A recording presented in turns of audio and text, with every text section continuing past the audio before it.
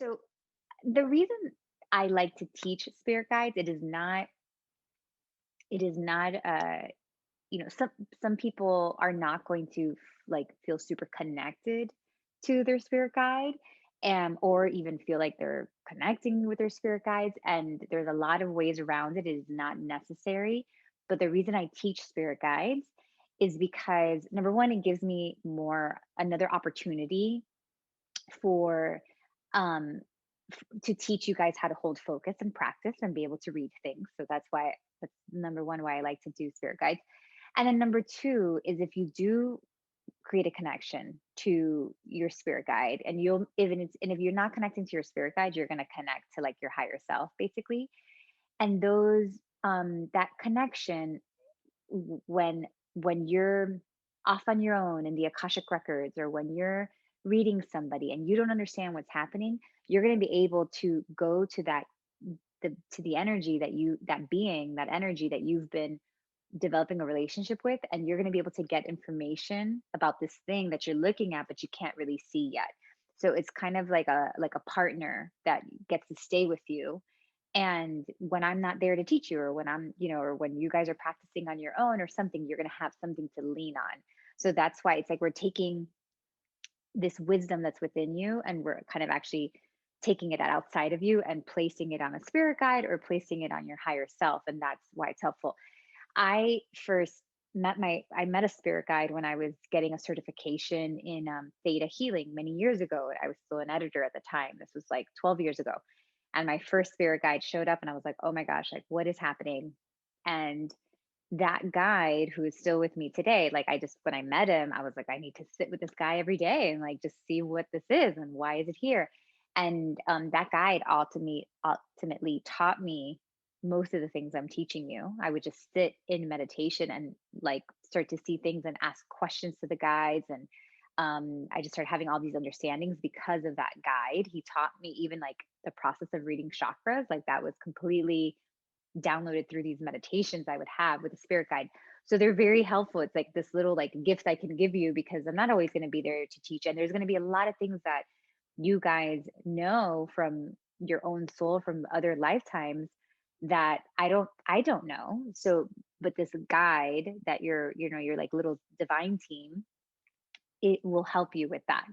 So that's why I like to introduce them. But some people aren't like super huge fans of it, but that's why I teach them. So definition of a guide, or how I see it, is um, a guide is really, it's a being or an energy, whatever you want to call it, that is with you to support you in your spiritual growth. So it's kind of like a spiritual coach.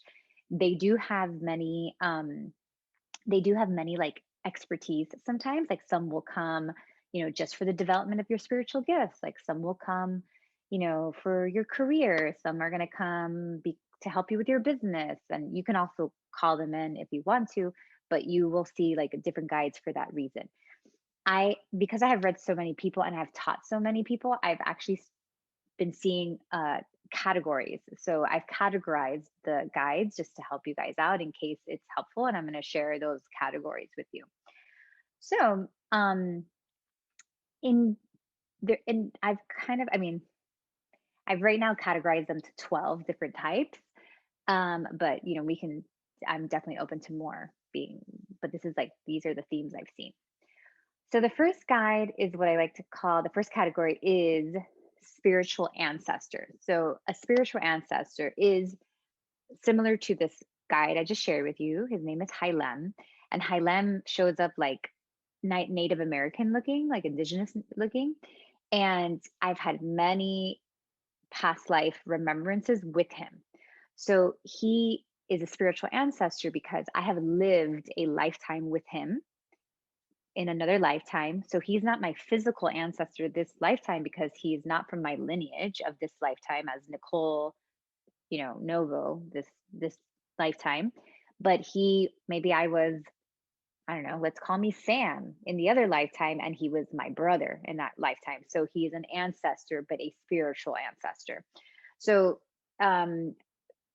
your spiritual ancestors, may show up in all sorts of costumes, like, and they're usually sometimes from air. They look like they're from an era, and you don't have to. It's really not that important to kind of know if they're a spiritual or ancestor or not. But after a few times of sitting with them, if they show up in era costume, you'll probably start to come around to understand that like you lived a lifetime with that guide.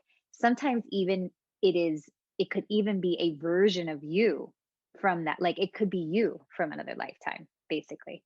So that's what we'll call, that's the category of spiritual ancestor. So we see, all sorts of um funny era costumes, like uh, British and Native Americans and like all these like, different things. So that is one of Mhm. that. If a spiritual ancestor shows up to you, pay attention to the details because often they have like clues in these, like in the way that they show up. So even a spiritual ancestor could also be um, like a star person. Like let's say you see somebody and you're like, this is Pleiadian vibes or whatever. And that very much like with time, as you like get to know them, you may notice that like that is actually like an ancestor of yours from a Pleiadian lifetime. So it's not just a spiritual ancestor from Earth, it could be a spiritual ancestor from a star lifetime.